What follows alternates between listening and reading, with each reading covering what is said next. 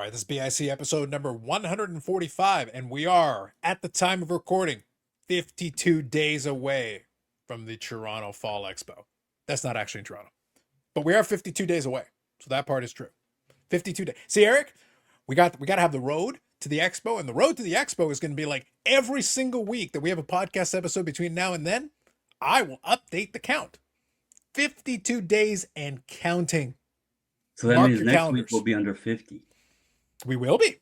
Mark your calendars because we are dangerously close to the autograph signing to end all autograph signing Brandon Bobbles and Ball Cards in Canada. Exciting. We're not going to talk about that this week, but I guess I need to get some paint pens. You're going to need something, man. You need supplies, all the supplies. So we're going to talk about everybody's favorite topic in the world, repacks, for reasons that will be made clear shortly, for reasons that are appropriate, whether we want to or not. So we're going to talk about that as well. And also the regular segments will be had. Silly Card of the Week will be back this week. In addition to all the rest of it, all that fun and more on this episode of the BIC Podcast.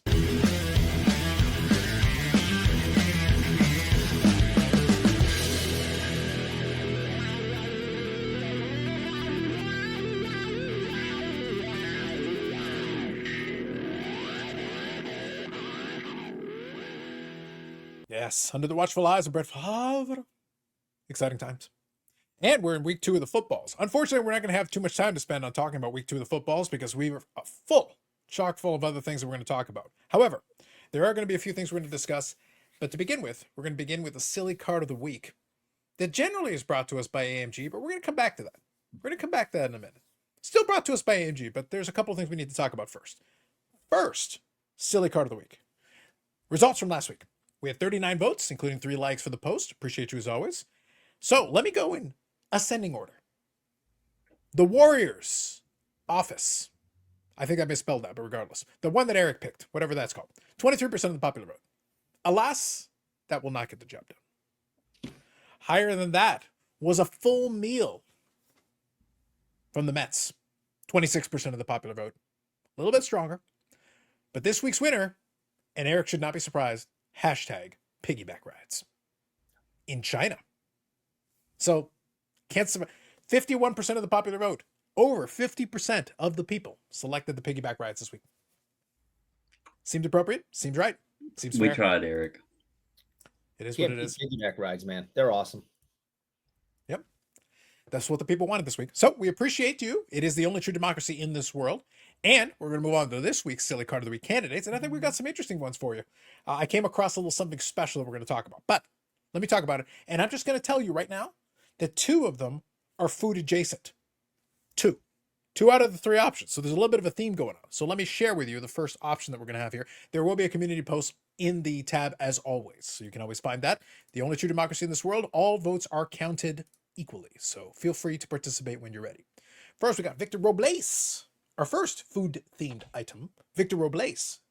Mr. Brandon, what say you? This one's mine, and I could have went with a more childish version, as has been shared. Mm-hmm. But no, I stuck it to a more professional one. However, as been discussed, I collect Victor Robles, and this was on my watch list because I was like, this is so absurd. I just got to see what it sells for. And I have a question for the people.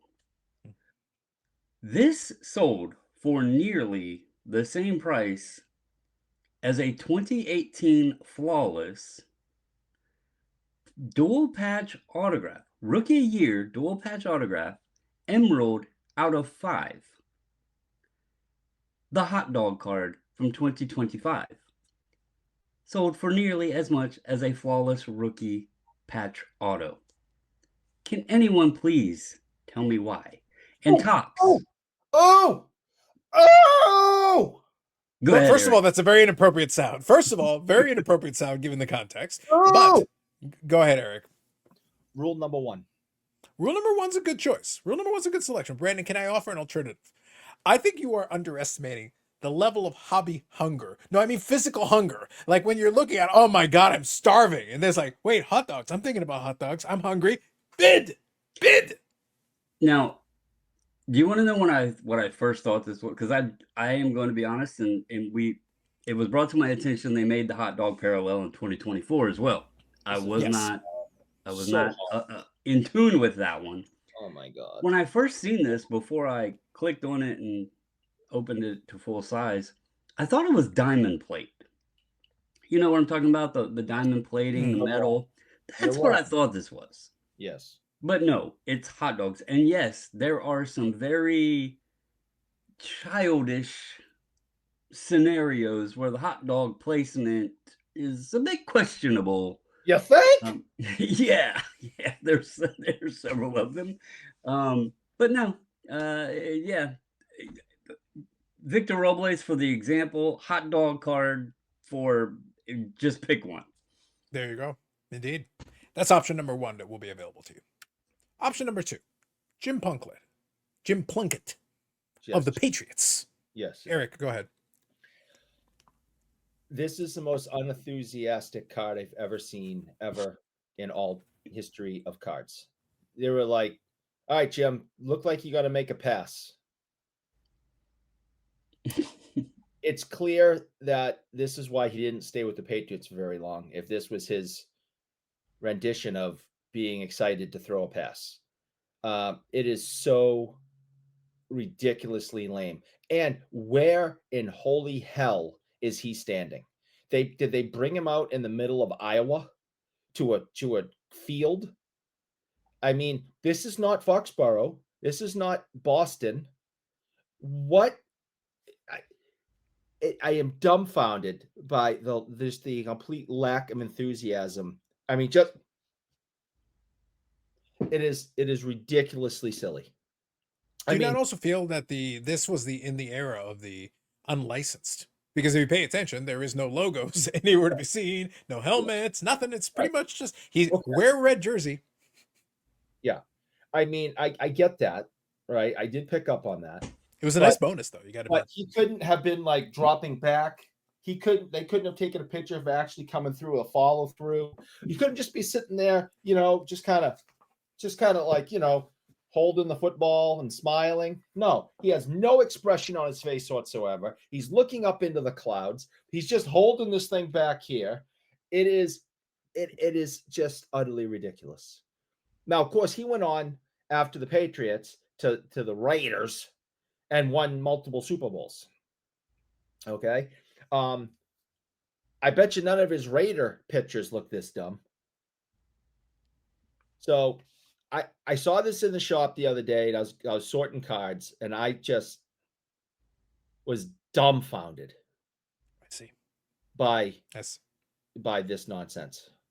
You know what else you could be dumbfounded? What other kind of nonsense could dumbfound you, Eric? This is a thing, but what about our second food-themed card? How about Peely from Fortnite? And someone paid to have it graded. Oh, yes. By Beckett, no less. By Beckett, no less. And Beckett 9.5 Gem Mint, Peely of Fortnite. 2019 Fortnite Series 1, my friends. Yeah. Peely from Fortnite. Peely's popular. Yeah, no doubt. Without even a question. But when I came across this, I said, yes, this is it. This is what has. I don't even need to explain it.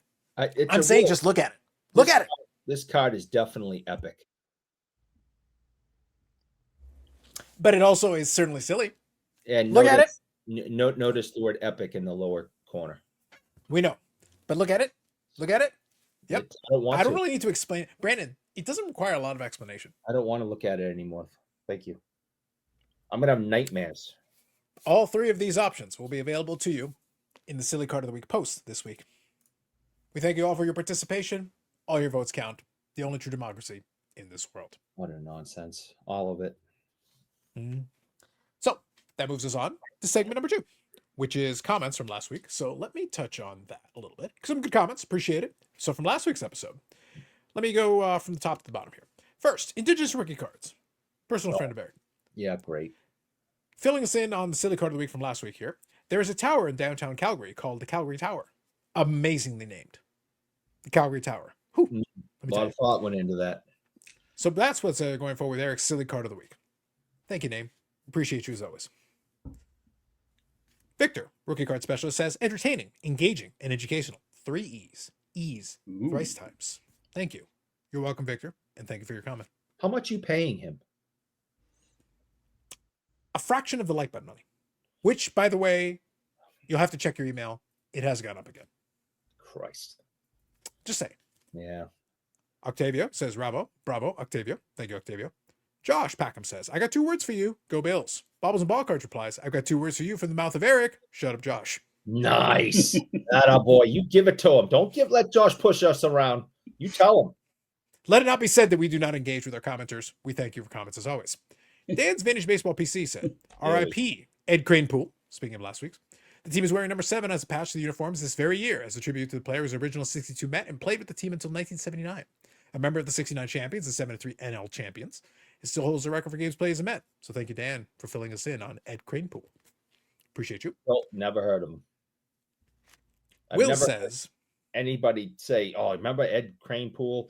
Remember when he hit that homer? Or remember that great?" You mean past that time that Dan's Vintage Baseball did, like that I just read a second ago? Yeah, other than that, because I saw when he wrote that, right? I was trying to for I don't know, a couple of days I was keeping up with the comments. I may have responded. I don't remember. Yeah, you did respond to that one. Yes. Okay. I was like, literally, I never heard of this guy or knew anything about him until I saw the card, and then Dan gave us that information. Indeed. Thank you, Dan. Appreciate you. Moving on. Will here says, Carlos, you're overthinking this therapist nonsense. He's just being loyal to his future, not his past. Carlos replies, my question is, does his future know that he is cheating on his past with it? And what does his present know about this? Hashtag the real questions. Think about it, people. Think about it. If I started thinking like that. There's layers to this, Brandon. There's layers to this. Oh, I'm getting a headache just thinking about all that. He's trying to play it like loyalty to his present is this big deal. No. Loyalty to his future? How dare you? What about the present? What does the present think about this? What does the past think about him cheating on the past with the present and the future? There's a lot going on, Brandon. I'm not letting therapists off the hook on this. Hell no. The thing I'm mostly disappointed with the therapist is when he did his comeback video, he did not do it from his car. Does it count as a comeback video, though, if it's literally you appearing on somebody else's YouTube channel where they're interviewing you? Well, he's been radio silent for so long. So, yeah, a little. I would have been, if he was in the exact same clothes, sitting in the exact same car, like he was still sitting there, that would have been cool. I think, Eric, if you're going to do that, though, I feel like he should have sold it by having a scraggly beard. Like, he never left the car. Look like Gandalf over there. Like, he never left the car. Like, he's just been there for 2 years contemplating his life. Yeah. And he goes, I got to say something. Back. That's what I was hoping. That's what I'm saying. Well, you know, again, we haven't heard anything directly from him on his own. If he started it off and said, I've got to say something, I finally paid. It's like, I paid, y'all. I paid. I finally paid. I put it off, but I finally did it. He goes, forgive me. And all of a sudden, he's like drenching in sweat and like tears. He's like, forgive me all, for I have sinned against the hobby. I've sinned. Hey, look, I've seen worse attempts. At least try. At least give it a go. Why not? No, he was. You're not going to win an Oscar, but at least give it a shot. Sitting at his desk, you know, he had the boom mic in front of him. You know, like he was dusted all the old stuff off. He was like back in his old routine. That's not what I wanted. I wanted nothing but phone video and audio from the car. That's all. It was funny though that even though he had kind of semi-retired basically as a result of that, he still had the microphone and everything ready, like dusted it off, and he had the full setup. Like the full setup was right there, plugged it right back in, like it never left. You had to take it out of the box and everything and reset it all up, or has it been sitting there the whole time? I kind of feel like he dusted it off. I don't think he had to do too much. Regardless, if he does resurface, we will update you. But we'll move on. But again, thank you all for the comments and participation. Appreciate it as always. So feel free to put in stuff in the comment section for this week's episode. Now, let me go in here and we'll talk about pickups for a second. So I know Brandon doesn't have any pickups yet this week. I do have a few that I can share. Eric, do you have anything you would like to share? Or is it just going to be me showing a couple? I do have 2 items that I picked up this week. Okay. Do you want to start then? And I'll go right after you. No, I Go will. ahead. That's fine. Go ahead. I'm horribly embarrassed. You should be. I assume that I'm going to get hate mail. People will make fun of me, You mean and more than normal? and I may be kicked out of the Bruins Collection Society. But I couldn't help myself. I feel nothing but shame. Here we go. The greatest brother tandem in the history of the NHL. I couldn't resist. Also, one of the top 5 greatest autographs. The Rashad brothers. I know they're Canadian pucks, Canadian legends, and they're in the Bruins cave in the truck in Manila. Wait, are you? Hold on. Pause. Yeah. Brandon, before we continue any further, did he just call his place the Bruins Cave? The Bruins cave. Yeah. Look, I got a new name for it, Eric. Can I? I've decided to redub your rolling truck in Manila. It is no longer the Bruins Cave. It is now the Valley of Sadness. Wait, isn't the Bruin like mascot thing like a bear? It literally is a bear. Yes. Yes. Then why don't you just call it the Bear Cave?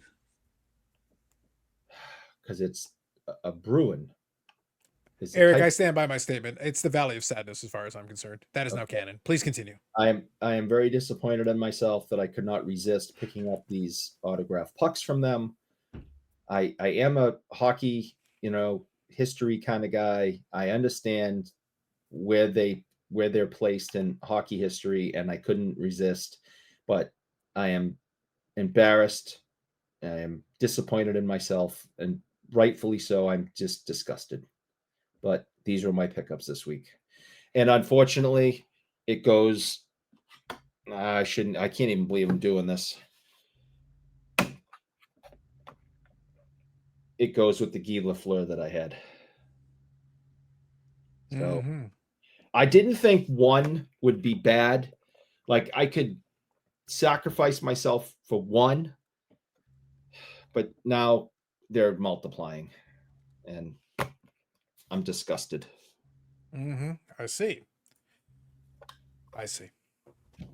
That is the thing. Eric, could you read your subheading there for me? I don't want to. Those of you who see the video know what's going on. I'm just throwing it out there. All right. So thank you for your contribution. So real quick, I'll share a trio of Medano pickups. One of them I got in hand that just came in, and the other two are from 2 different places, one from ComC and one from eBay. So I'll quickly share it. First one, this one came in directly from a Canadian seller, so it was good. Early 2000s, there were a variety of different Upper Deck things that came in. One was 0304 SPX. A couple of nice cards in it, nothing too crazy, but stuff that I still have to fill in for the collection. And playing days, I'm always a fan of. So here's a triple jersey. We got Medano, Bill Guerin, and Marty Turco. Hey, 2 Bruins. Perhaps, but not here. So this is the version numbered to 75. There's 2 variants. So that is one that came in as a result of that. And then, so that's stuff like this is great because it's easy to knock off the checklist, and love always playing day stuff. This one is actually post playing days. This one is actually a new one, but this one I was able to get on ComC. Somebody had this on there, and I was actually pretty pleased to see it. Came to a price I was pretty happy with, all things considered. So this one is from Stick With Me. This is one of the recent Ultimate collections. Oh, nice. So I love Ultimate. This so good. Yeah, nice stick piece on there. Game used stick piece, number to 25, solid. Pretty good. So that's, you obviously got the ComC logo on there, but I'll get that shipped sooner or later. So I like that. Ultimate is a really nice product. Again, if you're getting singles, you can get some really nice stuff on here. And again, some game use stuff. Upper Deck's good with that. And the price on this was very fair, so I was pretty happy with it. And last one, I just won on eBay today, literally less than an hour before we started recording, give or take. I was able to win this, I think it's 0102 Topps Chrome, the black refractor. So black refractors. Done the black refractor. That is nice. Yeah, black refractor numbered to 50. So that is a very key piece because that was one that I was missing. Unfortunately, it's got a refractor line on it, but regardless, to be honest, if you go look up the most recent one that I've sold, I have gotten it for the cheapest price out of the most recent ones that I've sold. They don't sell all the time anymore because, again, it is out of 50, early 2000s, so a lot of them are dried up. But I was let's just say this, in honor of person who we've already referenced tonight, I had set my snipe to mega bid. And let me tell you this. I won it for less than 1/3 of my mega bid price. Less than a third of what I was actually willing to pay had I been required to, and I'm very pleased to say that I was able to take it down for a I fraction. like that a lot. I think that looks great. And I'm, I don't love a lot of modern cards and how they look, and it's just I just don't like them. That's just my personal tastes. Sometimes I think I'm just a vintage snob, but other times I think they Well, that too. and, That too. and I also think sometimes they just suck. But those cards that you showed tonight, both those, the 3 patch one, I was like, yeah, okay. But the other 2, very, very nice. I like those a lot. There's some quality there. If you look for it, one was post playing days and one was still smack in the middle of playing days. Big fan of those ones. I love anything in the late 90s and early 2000s that I can knock off the checklist. Big fan. Big fan when I can knock one of those off, especially some of the tougher, lower numbered ones. So good start. Definitely very pleased. Again, it's tougher these days to get stuff for these collections. So always happy to pick up anything that fits, especially playing days. Playing day stuff, always happy when I can knock another one off the checklist. Always a big thing with that one. So those are the pickups this week. So we've got that covered. Let me quickly check my agenda. We actually got one, believe it or not. Okay, let me talk about this real quick. This will be a quick one, and then we'll touch on the main topic. Although we may have a little bonus topic at the end. You never know. There may be a little hobby gripes, hobby pet peeves thing at the end. Let's just see how we go. What do we do on this one? I do want to acknowledge that there is a new sports card network that has been created. I did listen to the first episode. So it's called Sports Card Clubhouse. And it is a collaboration between Mike, Junkwax Hero, MidLife Sports Cards Greg with G, and Splendid Sports Adam. And it says, and friends. So the reason why I thought this was interesting, and I'll leave a link in the description for people who might be curious or interested in this. They have it set up as a podcast, but it is a video podcast. Again, quick aside. Hold on, this reminds me, Brandon, I'm very excited about this. So y'all know my long-standing back and forth with the whole audio / podcast version of this show. By the time this week is over, we will be up to date. Oh my God! Oh my God! What are the listeners going to do? I don't know. No. They're going Eric, to think Eric, they got into that's not our a time style. machine. Eric, no joke. Since the end of August, I have uploaded like 20 episodes of this. We were like 2.5 months back off. Listen. That's off brand. I don't support that, and you need to knock that shit off. By Friday, we'll be at episode 144, Brandon. 144. We're only one off, and we're literally recording this right now. That's off. You don't understand. No, knock that crap right off. No. Seriously, watch the YouTube version, people. That's the way it's still not. Just watch the YouTube version. For the love of all that is holy. And Brandon, I swear, I checked the logs, and there are like 20 people that are listening to something. Like, why? Why would you do this to yourselves? You're months behind. You just found out a couple of weeks ago about Eric's, fandom of Geoff. You only found out about that just recently. Ugh. My God. He is the GOAT. We're almost caught up. I said what I said. It's already set. So for the rest of this week, believe it or not, they're already scheduled. I've already uploaded them. They're already there. So you'll actually be almost caught up. So this excited me. Once Brandon, it reminded me, and I was like, oh my God, I'm excited. I got to tell y'all. I've almost caught up. Anyway, all right. So they're doing a similar kind of thing here. These are video podcasts, but you can listen to them audio only. If you listen to Spotify and all that, you can actually see the video if you want on there. It shows you the video. That's actually a kind of a cool feature, Brandon. And we do the same thing, by the way, with this podcast. You can actually see the video version of it, or you can just listen to the audio version of it, like on your phone or whatever. Like, it works. However you want to experience it is fine. I do think, though, you lose out a little bit on the experience with the kind of Spotify podcast version of it. If it's audio only, you're missing out on the sight gags. You don't get to actually see the stuff when we show something. But teach their own. If that's the best way for you to check it out, by all means. But I do think YouTube is the best experience out of the options available, because you can comment, you can participate. So if you are an audio version person, I appreciate you. But I will say, if you come over to the YouTube version, you do have a couple more features and options available to you. So just throwing that out there. Okay, circling back around to this. So I thought it was notable because obviously these guys have YouTube channels, and I do think it's interesting that they decided it wasn't just making a podcast, Brandon. It's a podcast network that they're selling.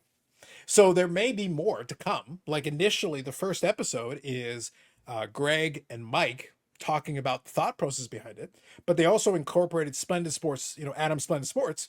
He wasn't included in this podcast episode. So he's got his own show. The first show is called Surface Issues, episode 1. So maybe there's other stuff they're going to go into it as well.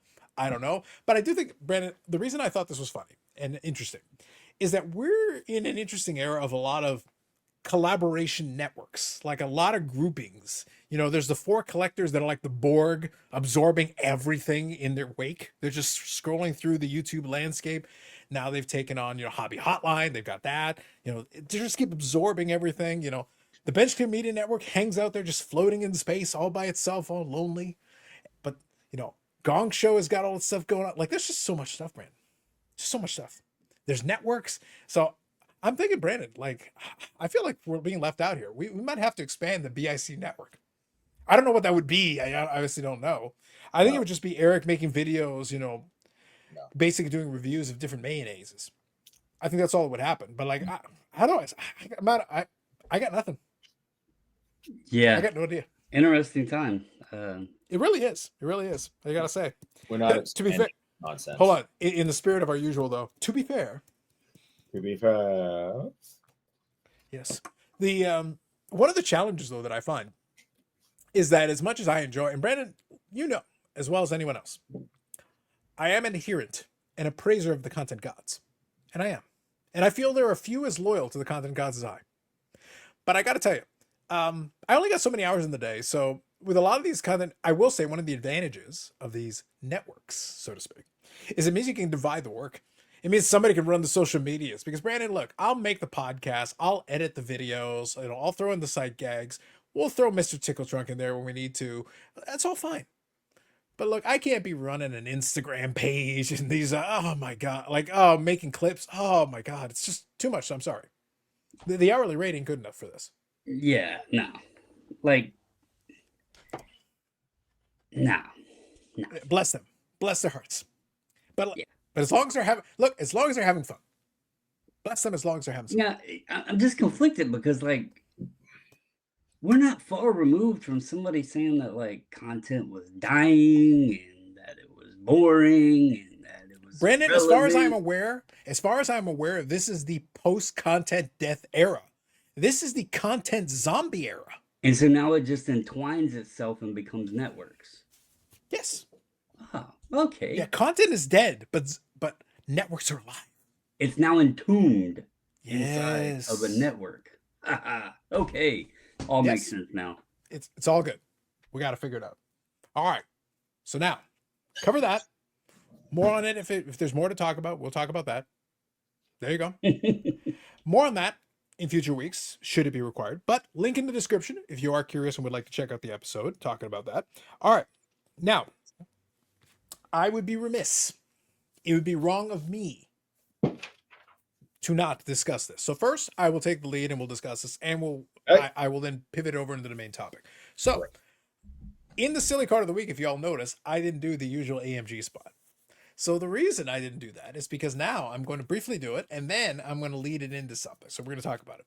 So as always, this podcast is supported by our friends at AMG Collectibles, amgcollectibles.ca, and the AMG Collectibles YouTube channel.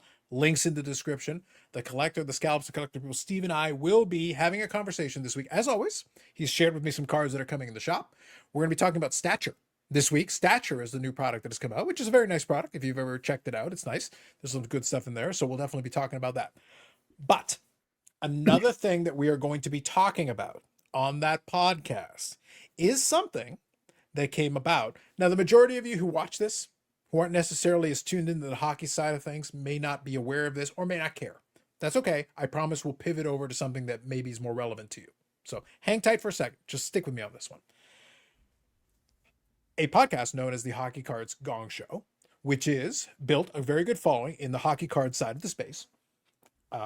Actually pretty sizable. I think there are over 20,000 subscribers on their YouTube, so they've done actually very well in the space. Very specifically on that one topic. they've put out a variety of different things. They built up some good sponsorship partnerships. They've got a lot of stuff going on. They do stuff at the Toronto Expo. Usually they call what they call the Rip Party. So they've got a lot of that. They've got a lot of friends and associations in the space, and a lot of that's going on. I'm giving you all this background so that if you're not familiar, at least you have some understanding. But what they did is on their episode that dropped earlier today. So we're recording this on the Monday. This is dropping on Tuesday. So on the Monday, their episode, they actually announced at the beginning of the show a new product they're creating. They are creating a repack product. Stick on that. We'll come back to it in a second. So they're doing a repack product, which in and of itself is nothing specifically notable because everybody and their brother is doing a repack product. Literally. Everyone and their brother. I think Eric has a repack product. No one has heard of it, and he's the only one who buy it, but it's there. It exists. Everyone's got one. It's notable if you don't have one. So anyway, bottom line. So they announced the repack product, which in and of itself is fine. You know, you guys do you. And I have no moral opposition. We'll talk about that again in a moment. But the reason that I'm bringing it up, or the reason that I'm discussing it, is because in part of that, the people that are sourcing the cards for said repack product, and they discuss this in the podcast episode. I'll leave a link in the description for you so you can check that out for yourself. The people that are sourcing the cards for them, and we're going to talk about more of that on the AMG podcast episode, is, as you might imagine from what I just said, AMG. So that kind of puts it incumbent upon me to make sure that I at least acknowledge, the elephant in the room, so to speak. So here's the thing. I didn't have any lead up. I will share a quick story. I was enjoying my lunch earlier today, and I was actually listening to the Gong Show in the background, kind of as I was doing my thing. And as soon as they mentioned that AMG had helped them source the cards, because AMG was sourcing the cards for them, and they were kind of partnered with them on that from that perspective. More on that in the podcast episode to come. I almost choked on my lunch. So it's like, wait, hold on. I didn't have any heads up on that. That said, fine, great. But I will say that it's going to be interesting. So we'll reserve judgment as we go forward. One of the things they promoted and talked about is that they really want to make sure that they take care of their brand, because the Gong Show has been able to build a brand, especially in the hockey card space. I'm giving you guys all this background just so you understand why I'm taking a minute to talk about it. But since we, in kind of this, in terms of the channel and the podcast specifically, since we are friends with AMG, I would be wrong if I didn't say something about it. So what I'm saying is this. I don't know enough about it yet. I know a little bit. I know basically what they announced. I know what they said. I can tell you that by the time this podcast episode drops, I will have had a conversation with the folks at AMG. And in that podcast episode, I am planning on having one of the people that actually worked on it on the AMG side to come on and talk about it. At which point I will have more information. That said, though, it's one of those things where anytime you enter into that space, so this is almost a separate topic, but I'll quickly mention it. In the hobby, we've got three topics that kind of hit what I would call the third rail category. Three particular ones. Number one is grading. You talk about grading, positive, negative, specific companies, whatever. That's a third rail topic. And if you understand what the third rail is electrified. You can die hitting the third rail. You have to be kind of careful what you do with it. It's a dangerous thing. It's a game you can play. Grading is one. Breaking, box breaking and such, is number two. That's a big topic that is a little bit more controversial. It's a bit of a third rail topic. Number three is repacks. So whenever you enter into that realm, you do have to be a little bit careful. So I will say this. In their announcement, they talked about one of the things, and that's why I say I want to lead off. So if you notice, Brandon and Eric aren't talking, the reason is because I want to make sure I clarify the position of the podcast on it. I'm not casting judgment, good, bad, or indifferent on it, because I haven't seen enough yet. I don't have enough information.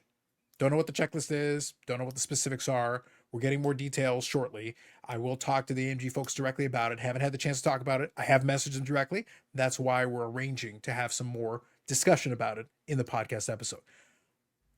After this goes live, I will link you to the podcast episode when that one goes live. So this description, depending on the day you check it out, if you check it out a couple days after it launches, it may get updated with the link to that other. And on my channel, I'm going to link you to the AMG episode, because I'm going to ask them directly to talk about it in a little bit more detail of how they came about, basically what their role is in it, and kind of what they're doing with it. That way we get more information. And I'm talking to at least a couple of the folks in Gong Show, so if I can get them to come on and talk about it specifically to give more details on that, I will, because I want to make sure we include that. The only reason I'm doing that is because we do have the AMG Association here. Otherwise, I would just treat it like every other repack in the space and just be like, yep, it exists. And that'd be the end of it. So that's why I want to make sure that we at least are transparent on it. I don't know more about it than what I just said, but I will find out. I will make inquiries. I will ask, and then we'll go from there, and we'll judge it on its own merits as it goes. But that said, so real quick, I want to make sure I don't miss anything here. Based on what we've got currently, is there anything else that you guys feel like I should quickly mention from what I do know before I pivot over to kind of more general repack topic? No. I think that I think the most important thing that any show can do is have transparency. We are sponsored by AMG, and they are involved into a new business with another group of guys, and I think it's fair to mention the connection there, and we'll see how it plays out. And one of the things that sometimes gets us in trouble is that we're very honest. If this goes great, we're going to be saying, hey, this thing's great. And if it hits a bump or snag, we'll be pointing that out too. So honesty and transparency is the most important thing in this line of work. And I think that's why it's important to bring up and acknowledge, and not just brush it under the rug and say, well, it really has nothing to do with us. Well, kind of does, until that ticker is no longer scrolling. So I think it's worth mentioning. Mm-hmm. Sure. And one other thing I'll quickly add is that, again, in the same vein of I'm going to reach out, I am having conversations and I want to find out more because I don't have the information yet. I am not going unless we come to an understanding. That's why I say I'm giving this as kind of being forthcoming as possible. I didn't have the information in advance. I found out about it literally listening to the podcast episode, which then kind of led me into being like, okay, so now I got to figure out how I'm going to address this and deal with it, because there is downstream impact whenever you talk about it. Good, bad, or indifferent. To be clear, though, I'm not promoting it. It isn't my job to promote it. I'm here and we're friends with AMG. We support AMG and what they're doing.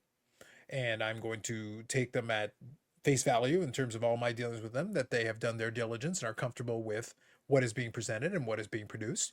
But again, I will then forward the attention over to the AMG episode where we'll be able to talk about it in more detail. That is where we can speak to more answers. From this standpoint, my focus here is mainly on just AMG in general, because from their perspective, everything we've done with them has been good. And so I'm very happy to it. But as far as this product is concerned, I can't say good, bad, or indifferent on it because I don't have any access to it. I have no forthcoming information on it. As I find out more, I can then talk about it some more. But in the meantime, it would be wrong of me to ignore it and pretend it's not part of it when I've got a scrolling ticker and when I've got links in the description. So I have to make sure I at least address it off the top. Otherwise, it's like, it would be wrong. I just couldn't go forward with that. It wouldn't be appropriate. I agree, and I'm looking forward to the AMG episode that you're going to be doing. And you said you're going to be doing that with Blair. Who are you going to be doing that with? So what's going to happen is Steve and I are going to be starting off like normal. Blair may be part of it as well, but one of the gentlemen who is directly involved with it will actually come on to speak on it. So we'll be able to get details from them directly. I know Steve, from what I understand, is not directly involved in this piece, but he has asked them to come on so they can actually answer some questions related to it and be able to give us more details.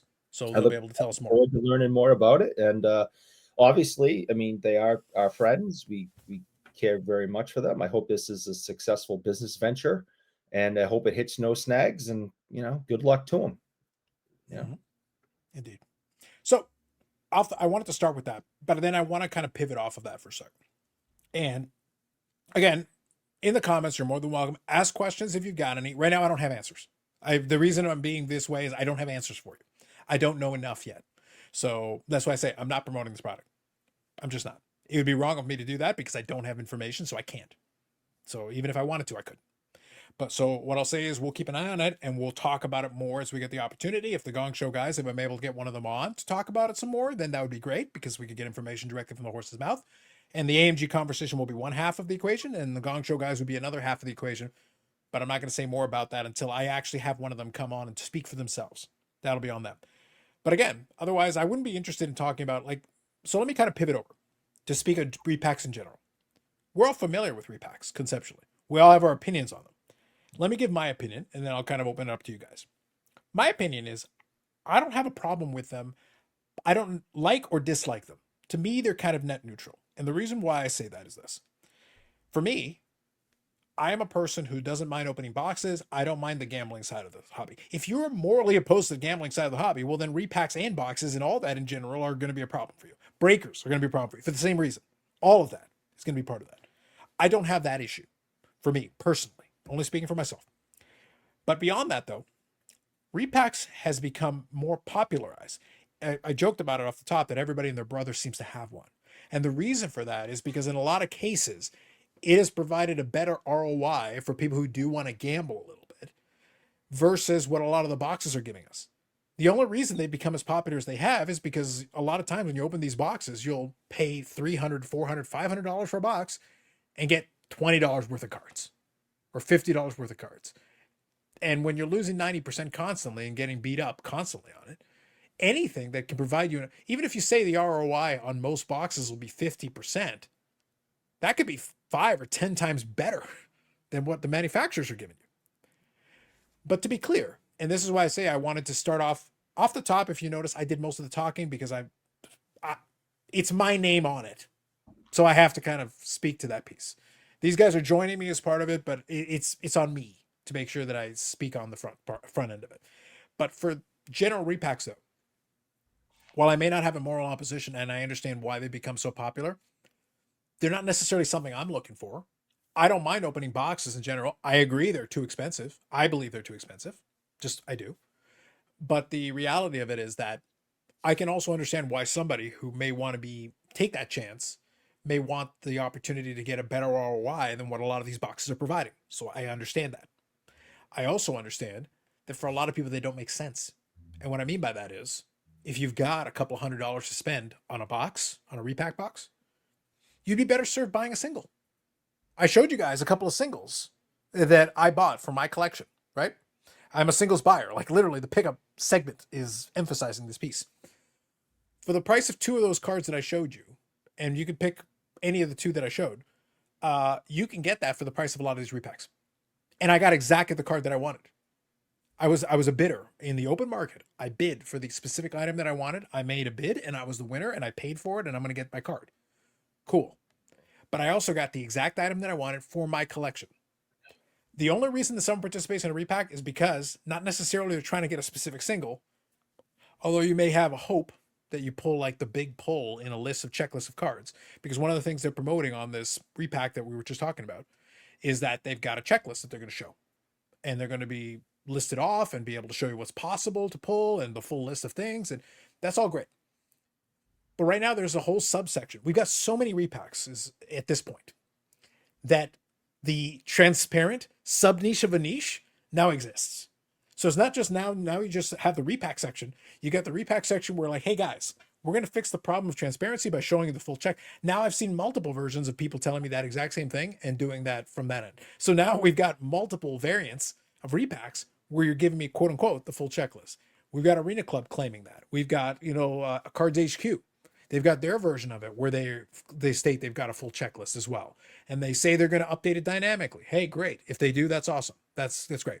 But the transparency is now like a subcategory of repacks anyway. So like you got repacks and then you got the transparent repacks and you got the ones with the full checklist repacks and you've got all this stuff. So it's like a whole category in and of itself. So hopefully you get what I'm saying with this. It's almost like, again, I don't have a problem with it conceptually as a person who doesn't mind a little gamble in his collecting ventures. But if you're looking for singles, that is never going to be the way. That is never going to be the first or best option. And it would never be something that I would immediately recommend to you. I recommend it to you if you want to gamble. If that is your desire, then that's as good or as bad as option as any, because boxes oftentimes right now are problematic with the price versus what you can get out of it in most cases. So there's my preamble. I will stop now. Please feel free. I would love to hear your thoughts. I'll just say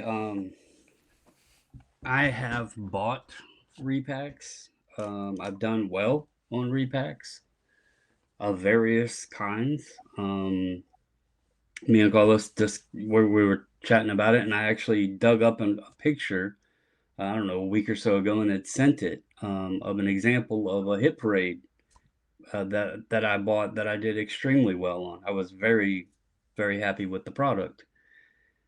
But I want to preface that that was like 6 to 8 years ago.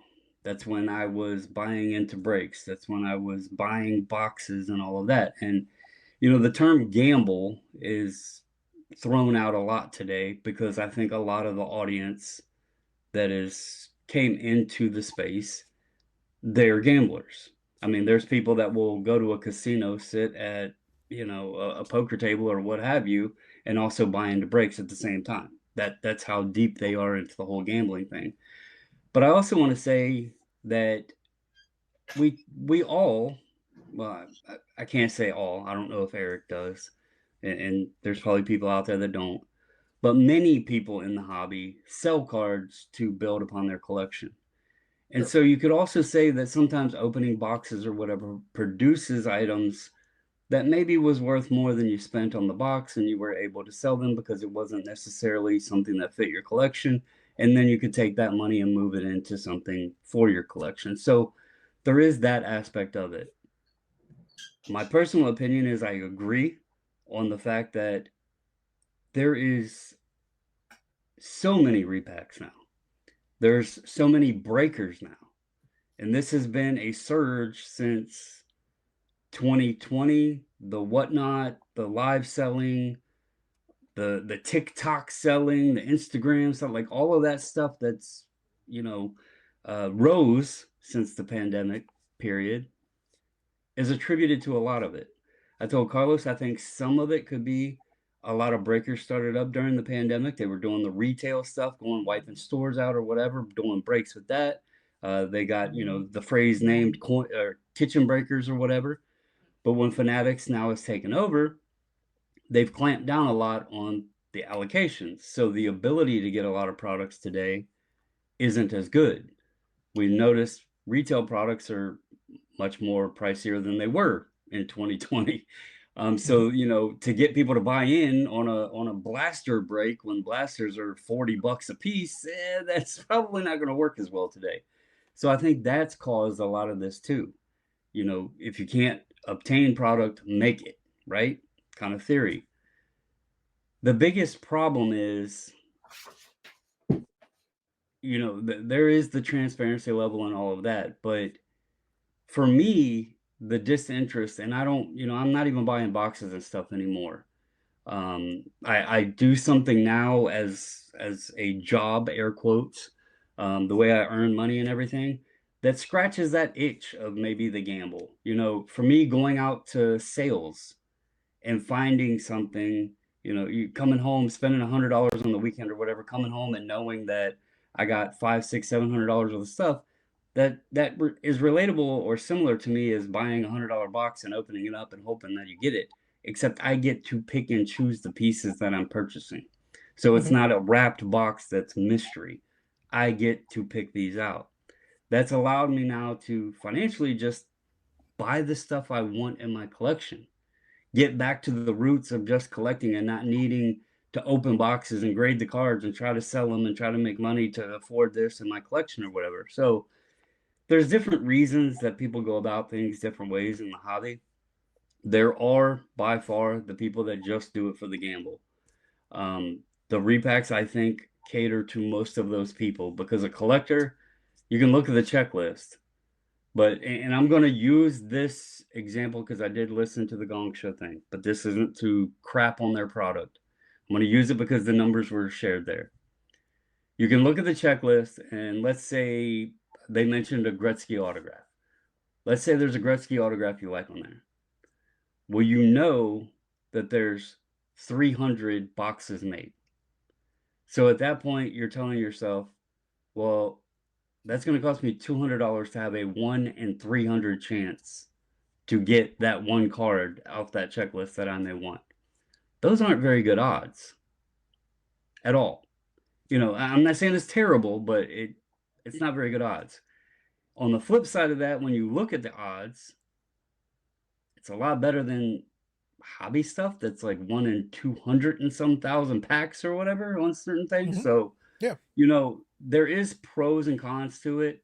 It's not going to fit everybody. There is a lot of it out there today.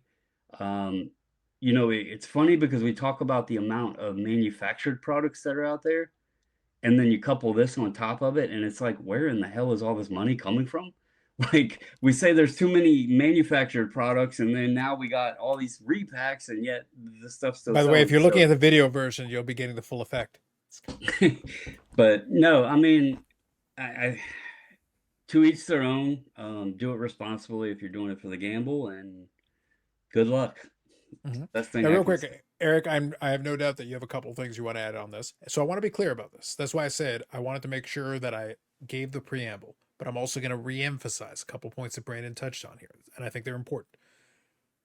If the goal is to get a specific single, this is not a good way to do it. It is a very poor way to do it. You're not buying a repack because you want to get a specific single on the No. checklist. You're looking at the checklist because you want to find out what the floor is and what the ceiling is. That's why you would look at the checklist. That's the purpose of the purpose of the transparency of the checklist is to give you an understanding of what's possible, good, bad, or indifferent, like from top to bottom. You're not buying a repack because you want a specific card. If you want a specific card, then go buy the specific card. That will be a much more efficient way of doing it. It will give you exactly what you want, and you'll be able to have a better grasp on what your cost basis is for the item.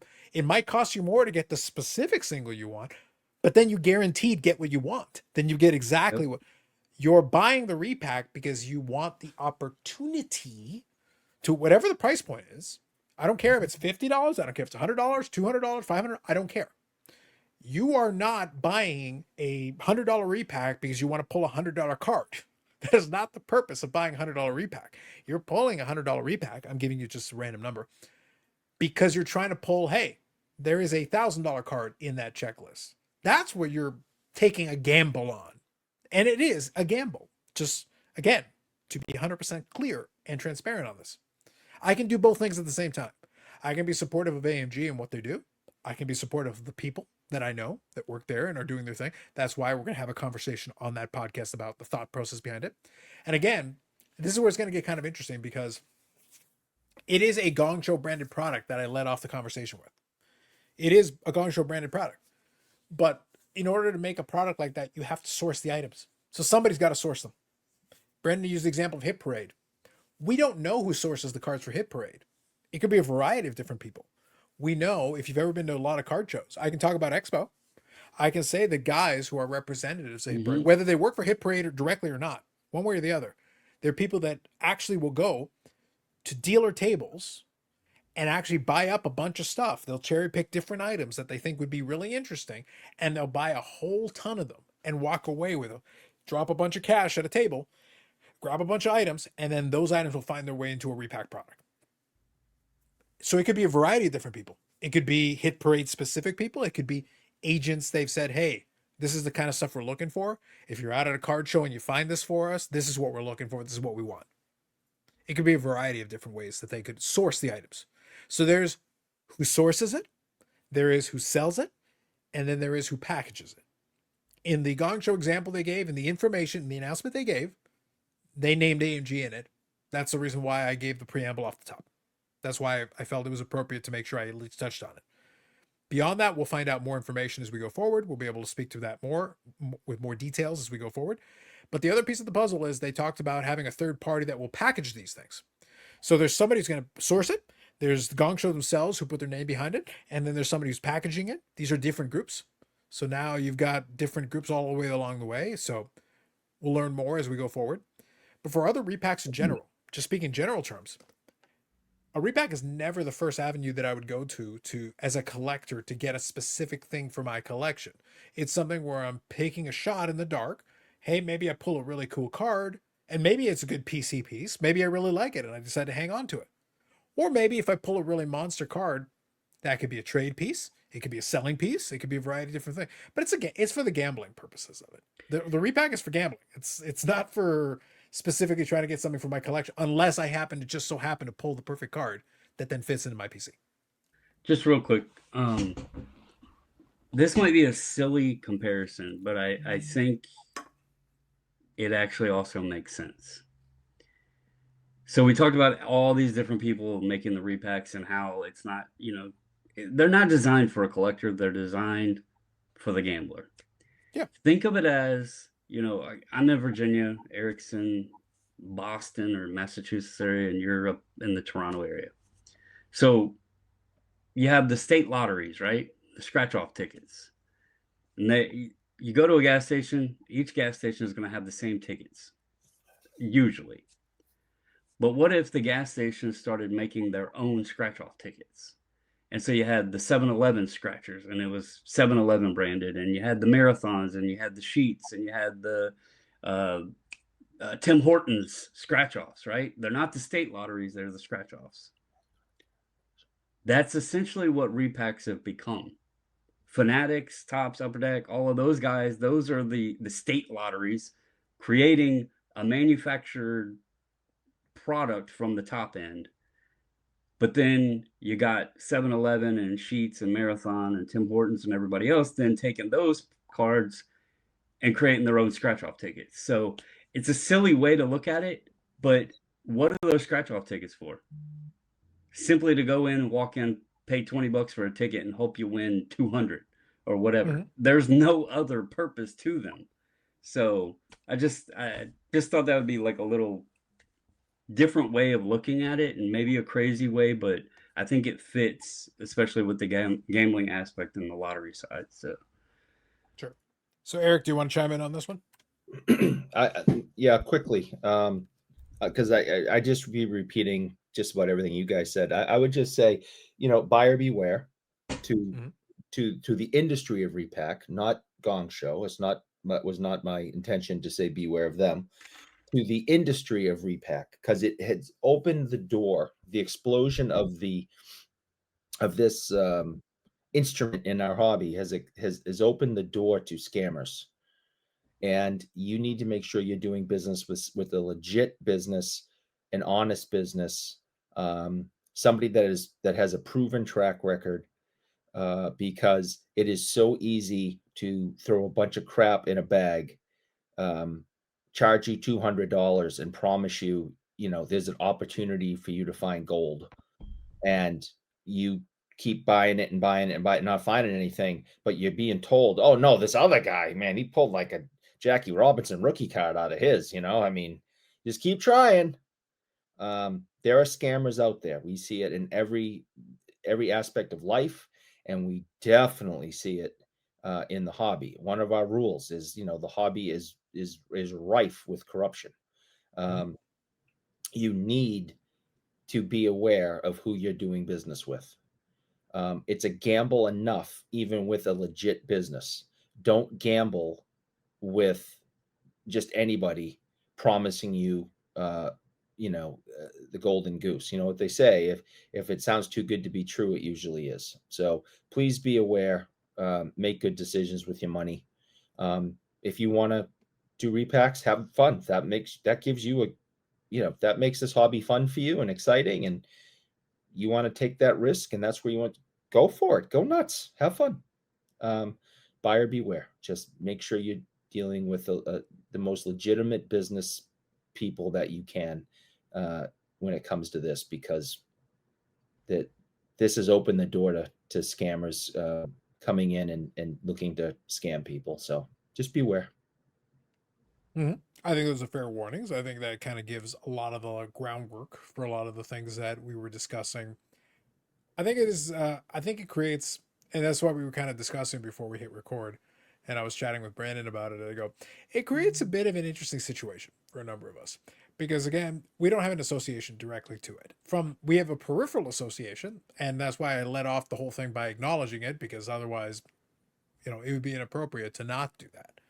So as a result of that, we have to make sure we at least mention everything that is included in there, discuss some of the risk factors included in it. I'm not planning on promoting or selling this product. It's not for me. But also, if somebody else finds value in it, then that's great.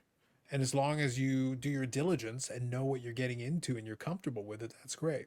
That's why I led off the top by saying I'm not opposed to the gambling side of the hobby because I enjoy the gambling side of the hobby Because again, if the goal was just to get exactly the cards you want all the time, and that's all you're looking for to do, we already have discussed at length, ad nauseum, that the correct play then is to buy the singles. Buy exactly what you want. Pay the extra money, but then you get exactly what you want, and then you don't have to worry about the rest of it, and you can figure out the pricing and all that. That's the appropriate way. If it's just about strategically collecting the specific item that you want. These other things, go ahead. Finish yours. I just want to add one more thing to it. Sure. All I was saying was that this other stuff just exists to offer that element of chance, which is for gambling. It can't be for anything else. It's just an element of chance to give you a chance to pay $100 and get $1,000. That's really the only reason why you would do that. Because if you spend $100 and get $100, then you may as well just buy the single. $100 single, pay $100 and be done with it. Otherwise, it makes no sense. Go ahead, Brandon. So, when I listen to, and I'm going back to use the Gong Show example because we've been talking about it or whatever, and I know that they are saying they got 300 cards, and they were talking about that they wanted to fix some of the problems people state are wrong with repacks and that sort of thing. Mm-hmm. But there's one thing to be clear, and I'm not saying that this is going to be anything attributed to them, but when Eric brought up the fact that, it brings in and opens doors to scammers and everything, there's something that needs to be clear is just because there is a checklist created, there is no way to fully guarantee that every card on the checklist actually is in the product. Now, I'm not saying, again, that's the route they're going to take, but I know it happens out there. There's no way to, there's 300 boxes in their run, right? You're not going to know what all 300 boxes came out of it. You're not going to see it all unless they tell people, hey, post the picture and everybody follows directions and posts the picture. You're not going to know what came out of all 300. I say this because I know that it's happened. People will show cards and say that they're in the products. And the way to sell the products, and I'm going to use them just as the example because of the number. Let's say they say that there's $1,000 Wayne Gretzky in there. Well, if it's hit on the first box, you just killed the value of the product. If that's known, then it's harder to sell the other 299 boxes. You got that right. So people will put what's on the checklist, but they may not be there in the initial release. They may not be there in the second wave of release. And that way they can ensure that they sell the product. We've had the questions. I mean, hell, has anybody seen the Connor Bedard 101 Young Gun? There's so many big cards out there still that have never been seen. And so it starts bringing questions up. And this happens in Repacks. So, if the Gong Show guys listen to this episode or whatever, I heard in things that they were saying that they want to try to make sure everybody wants, to try to better and fix the problems and talk about, what people complain about or whatever. But there's still ways that someone else might say, yeah, I got a checklist. I'm checking all my P's and Q's and everything. But there's still ways that they can screw you out of it. And I'm not saying that Gong Show is going to do that, but it does happen. So like Eric said, Carlos, proceed with caution. Make sure it is somebody that you can trust. I know that they said they wouldn't put something out to ruin their reputation or anything. Unfortunately, it does happen a lot, though. So I just wanted to mention that because Eric talked about the scamming. Mm-hmm. It's a sales tactic. Put something big there, but it's not actually there till most of the product is sold. Yeah. So I think maybe a way to kind of put a button on this is that a healthy skepticism, I think, is appropriate. I think healthy skepticism is always appropriate for any of these type of products. I don't care who does it. And that's why I say it created kind of I mentioned to the guys before we hit record.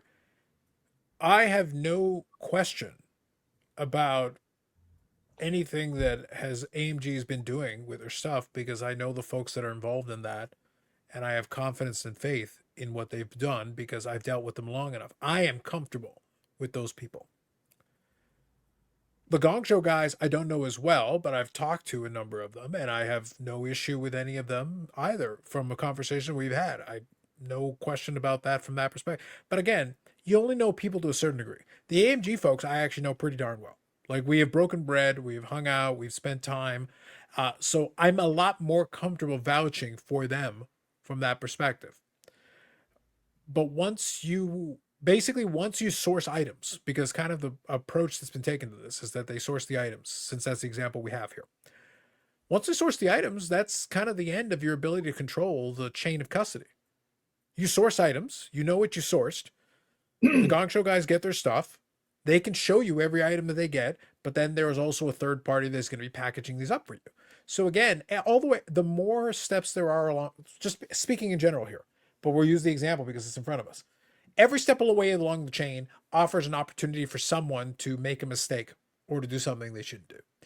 And the problem with it is that everybody who's associated with it all the way through then becomes ultimately responsible for it. Mm-hmm. And that's Shit really goes kind of downhill. my ultimate point.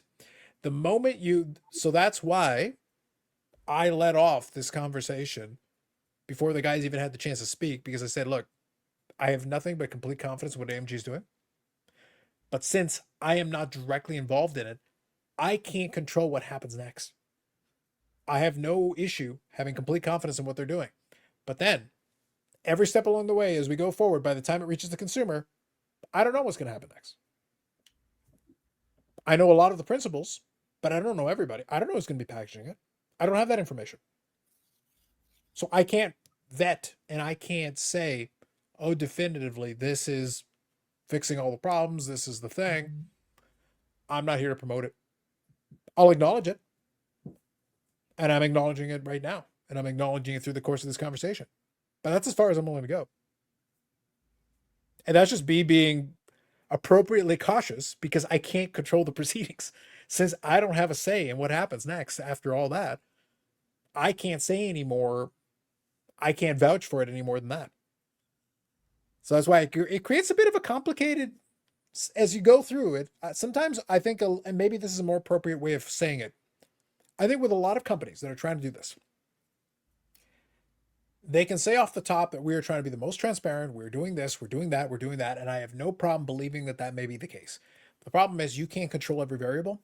And sometimes we, in our enthusiasm to create these things or to try to do these things, we don't consider all the downstream impact of everyone that's connected or associated with it. We don't always think about there's so much stuff we don't have control over. So are you completely comfortable and okay with all the potential pitfalls that come as a result of it? That's why we lead with the beginning where I say, like, if it's about getting singles, I don't care who makes a repack. I really don't. It makes no difference. It can be for Fanatics Overlords.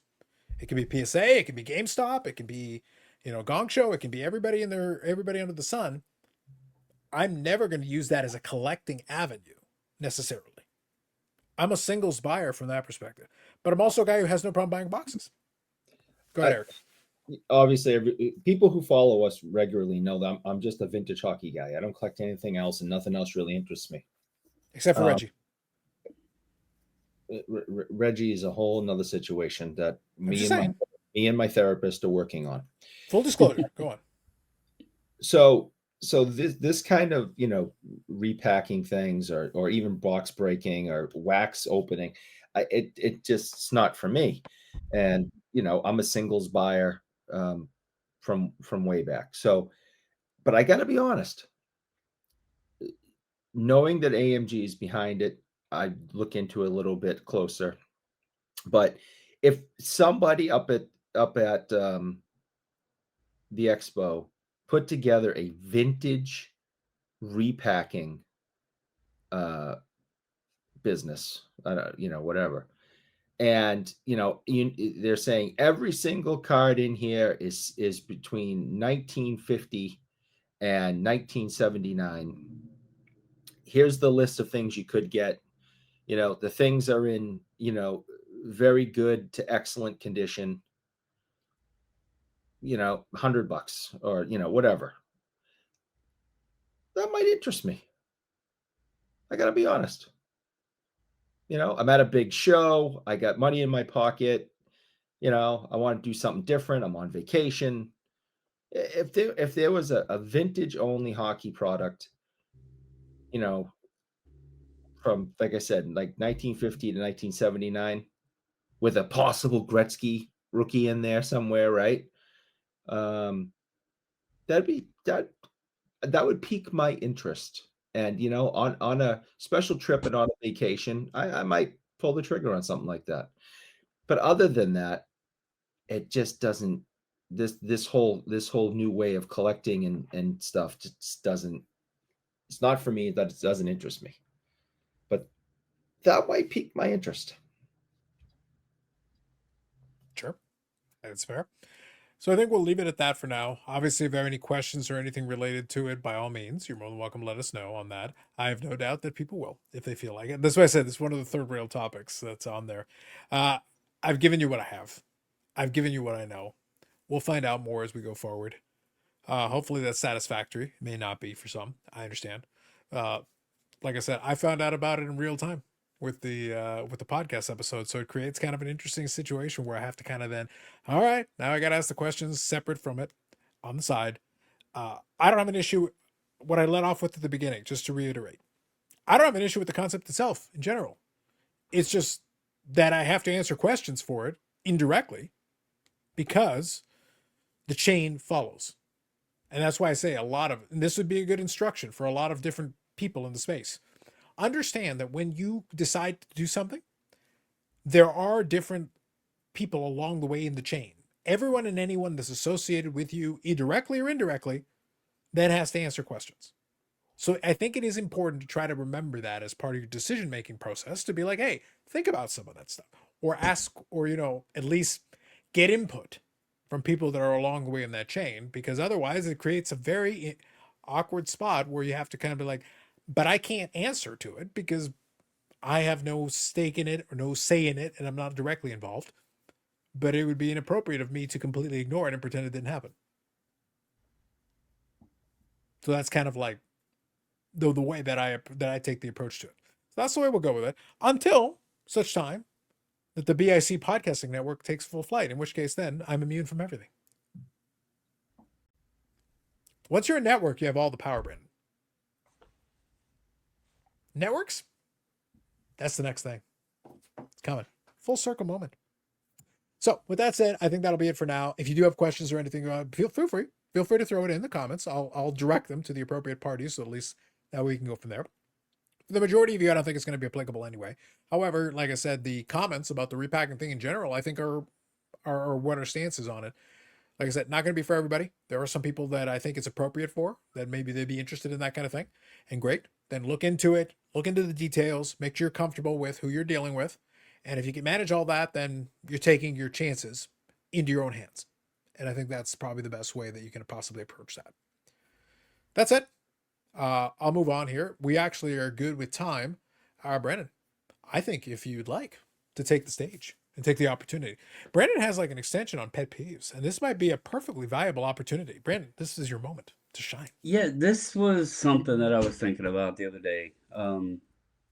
And I thought it would be appropriate to discuss on here, but I also, if you've listened or watched or whatever to this point, I would like to get your input on this, because if you, but before I say my topic, I'm going to say it like this. If you could change one thing that you feel needs improved amongst the card hobby in general overall, comment below of what that was or what that would be. If you had full right and the ability to change or improve one thing, what would it be?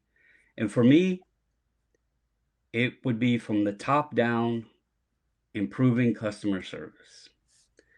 I've ranted and raved about my dislike of PSA, why I stopped using them, why I found SGC. It was about customer service.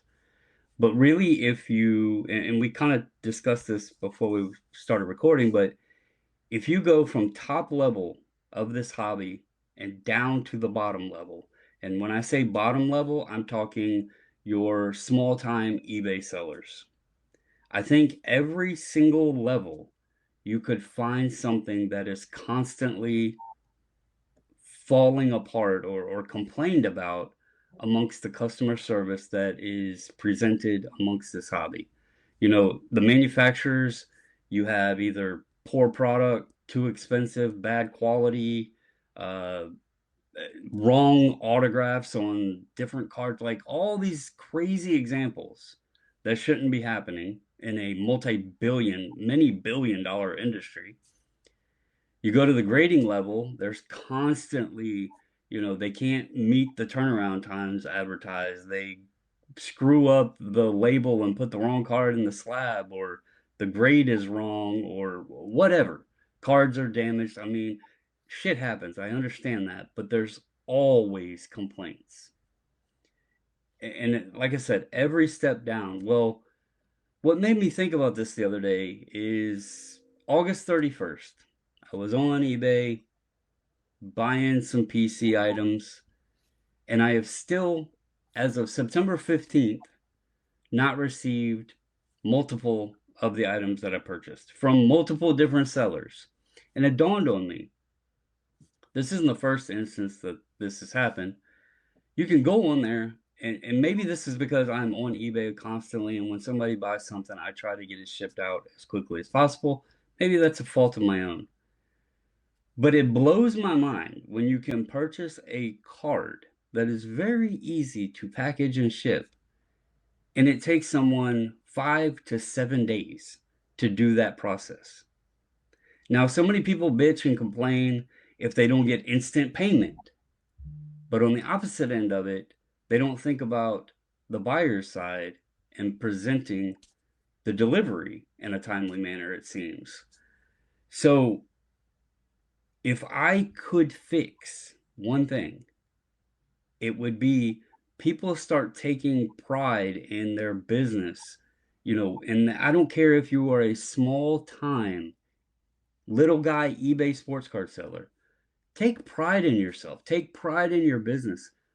Provide your customer with what they expect from you in terms of, you know, packaging. How many times do you see people, I can't believe somebody shipped this way, and you know, or whatever. The paying up for shipping and then they ship it like crap. There's so many things that are constantly mentioned. You can go on Facebook and see it everywhere. And I thought this was a good topic because I know Carlos, you know, he's been in customer service. Eric works at a shop. You know, we all dabble in eBay, whether buying and or selling. And it's just, you know, I really think it is an area that struggles from the absolute top down to the absolute bottom. So Now, I have a bit of a question because you presented a very broad topic. So I do want to kind of narrow the scope a little bit to give us a chance to kind of break down a couple of things if we want to. When you talk about customer service, you touched on a lot of different categories. For me, a lot of times, customer service is how you interact with the customer, you know, correspondence, back and forth, that kind of thing, because that's directly touching with the customer. You also touched on, though, the execution. So I actually kind of separate customer service with execution.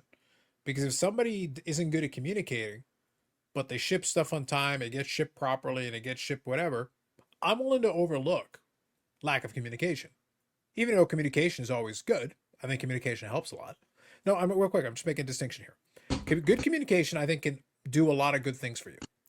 But I will take the guy who doesn't say anything, but ships stuff on time, gets it shipped correctly, and gets it to you into your hands. I may never hear from them, but I might still be inclined to do business with them again if they execute, everything is executed beautifully, versus somebody who's very chatty, very nice, but their shipping sucks and their packaging sucks. And so I think you're putting everything under customer service, which it can be, but I'm just saying there's also like these little distinct elements to it. Maybe I should have said quality of service. Because Sure. it's not, I'm not talking, I know when you're thinking customer service, you're thinking about the call center, somebody calling in, and you, whatever. I'm thinking the quality of service that is provided at every level. And I'm phrasing that as customer service because you are providing a service to your customers. That's kind of the generalized way I'm looking at it.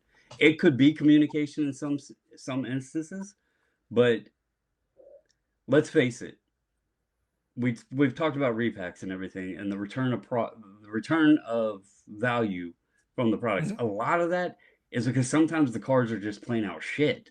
You know, the quality of the cards are bad, even in a lot of cases. And sometimes you'll see good stories of a manufacturer taking care of the customer. Many times you're not getting that service. I personally have dealt with this. Grading, Yeah. it's 30 days does not mean 30 days. Like, it's not like ordering a pizza and they're going to guarantee you get your pizza in 20 minutes. Hell no. That 30 days continues growing until they finally get it done. And they really don't care. You're not getting a voucher. You're not getting an apology. You'll get your shit when you get your shit. If it's messed up, oops, our bad. Send it back in and wait longer for us to correct our error, right? It's just every level. The eBay side of it, that's a multitude because there's so many people there. The skill level of shipping and all of that stuff is going to vary, but it is a problem. And I think some people just don't care. Mhm. So that's why I added that in there just to show it's from the top down.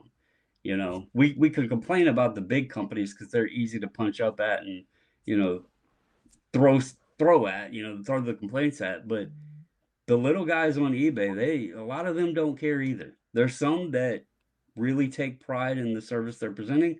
There's some they could care less. Mhm. So Sure. I think that's fair. The only reason I'm making the distinction is that you can have a situation where, now just speaking like from an eBay seller standpoint, you could have a situation where an eBay seller goes, gets your order, ships it out quickly, gets it packaged well, does all that stuff, tracking, you've got all the stuff. And then the person who's delivering it, he's basically Eric, he's just very angry and just smashes it. oh And then yeah, hands yeah, you and then hands you a smash. Now, on the other end of it, you can say, hey, you can show the person, hey, this got destroyed and whatever. And then they, refund you, hey, sorry about that. But they did everything right. It's just the yeah, person in the middle screwed it up, and then they make it right on the back end for you. yep, I would consider that still good customer service because for the right, part they could control, for the part they could actually, they did the thing correct up front. They made you whole on the back end, but they had no control of the part in the middle. yeah. The I end said result shit is you got to happened. smash it. Yeah, exactly. So, but that's what I say. Like that's the only reason I was making it, because sometimes for that there are multiple components. Some of the components you may have control over. Some of the components genuinely you might not. Yep, You might have done everything right up until that point, and then yeah, that sucks. And now unfortunately, well, all right, then you make it whole to the best of your ability. You refund them or whatever the case may be, and then you try to do that. And then the communication then can make up for a lot, because if you did communicate well, then that person might be like, okay, well, it's a mistake, it happens, so be it. yep, Whereas opposed to the other person who stays quiet, if something happens and you're not communicative, then you start to assume the worst, which yeah. can But I happen. mean, I think we've all experienced it where we've purchased stuff and like radio silence. Days Mm-hmm. and days and days will go by, no tracking, no shipment, no nothing. And I guess it just really, I've noticed it more. And I guess since I am affixed to eBay more, since I deal with it daily, I know I'm one that I want back what I expect my customers to get. And that's why when I did the bulk subs, I always try to do them the best that we were possibly able to do. When I'm selling on eBay, I try to do the best that I possibly can do. And I just, I know not everybody is going to take that same approach. Um, but it does feel like this overall industry issue. I mean, we could go to ComC, we could talk about shows and the quality of shows. We hear about that. Dealers, actually, like so many different levels of it. You're going to have good, you're going to have great, but then you're also going to have terrible. And I think we have a lot more bad that could be improved on. Um, but then there goes the conversation we've had before. People get over it and move on, so maybe there's not enough enforcement to try to make anybody want to improve. So Mm-hmm. I blame Eric, Sure. but that only gets us so far. So I think that's always a valid option.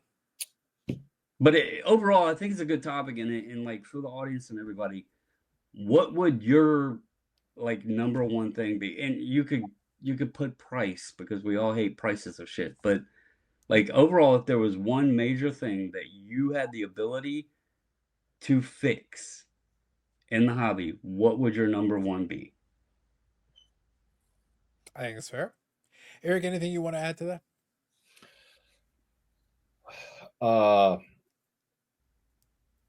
I think number one, I would have the power to kick people I don't like out of the hobby. Mm-hmm.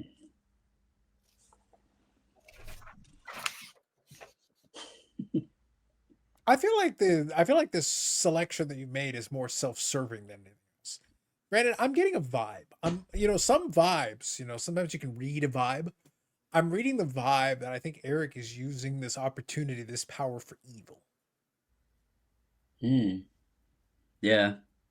It's like I'm evil. I'm evil. as the words of Neo would say. I cannot argue with that. In a more serious one, I think if I could, I mean, how do you stop scammers, right? I mean, but if I had like the magic wand, I mean, I guess I would try to clean up the hobby somehow and get the scammers out, the people who are negatively affecting all of us, causes prices to go up, causes fake, the fake autograph business, the fake card business, the scammers and the repacks, I mean, the people stealing PSA cards going through the mail because they see the return address, is PSA. So somehow that mail got lost. I mean, just the people who are damaging all of us, and in making this hobby, which is supposed to be fun, unfun. There's nothing more fun than you losing thousands of dollars worth of stuff because someone stole from you. That kills the fun real quick. So, I guess if I had a magic wand, I'd somehow get rid of all the thieves and scammers and the bad folk that are damaging this for us. But obviously we don't have that, because the first thing I do is find the Dallas thieves and say, I had money on you getting caught in a week. You made a fool out of me. They did. They really did. Mm-hmm. I gotta say, Brandon, like it's a good answer, but it's like wishing for world peace. Like it's kind of generic. Like, it's so broad and open. It's like it sounds like a good answer, but No, it's not very specific. I will say this. You know what I would choose, but would be kind of funny, and I would love to get folks' opinions in the comment section. Feel free to throw in your options. I would say try to be a little bit more specific if you can. Look, I would actually, Brandon, one thing that I think would be beneficial. It wouldn't fix everything, certainly not. But I think one thing that might be beneficial is I do think a lot of the hobby could do well to stop worrying about what everybody else thinks about what they're doing. The self-justifications, because a lot of the unhappiness comes from comparison and self-justification. And basically, to be perfectly blunt, you worrying about things that do not concern you. Because there's enough things that might concern you that you could actually worry about. And there's a lot of people that are happy to spend their time worrying about things that don't concern them. And I'll give you kind of a silly example that I think will be handy for the situation. Imagine for a second, and I'll bring it back into cards in a second. We always joke about collecting the scallops, collecting the people. We already learned scallops are very expensive. Scallops are quite expensive. Yep. But speaking in the world of seafood, staying in the world of seafood, Eric, as you all know, there's a variety of different types of seafood, including scallops. But you've also got your shrimp, you've got your lobster, you've got all these different things. You're familiar with the lobsters, over in the New England's area kind of thing? Yeah, I've seen one or two. The odd lobster. Here's the thing. So believe me or not, I'll bring it back into cards in a second, but stick with me on this analogy. I'm not a big seafood guy. Not a shrimp, not a lobster guy. I've now told you this, so now you know this. But imagine if I spent every single one of these episodes with a segment of why I don't like lobster or why I don't like shrimp. But then after a while, now you might hear me the first couple of times, but after a while you'd be like, but Carlos, you've already made it abundantly clear that you don't like shrimp or lobster and you don't eat shrimp or lobster. So why are you bitching and moaning about shrimp or lobster constantly? Like it's very clear that you don't. So your answer to this is not to eat shrimp or lobster. You're not a big seafood guy. We got it. Why are you telling us about this constantly? It's like you don't understand. The shrimp and the lobster, they're out to get us.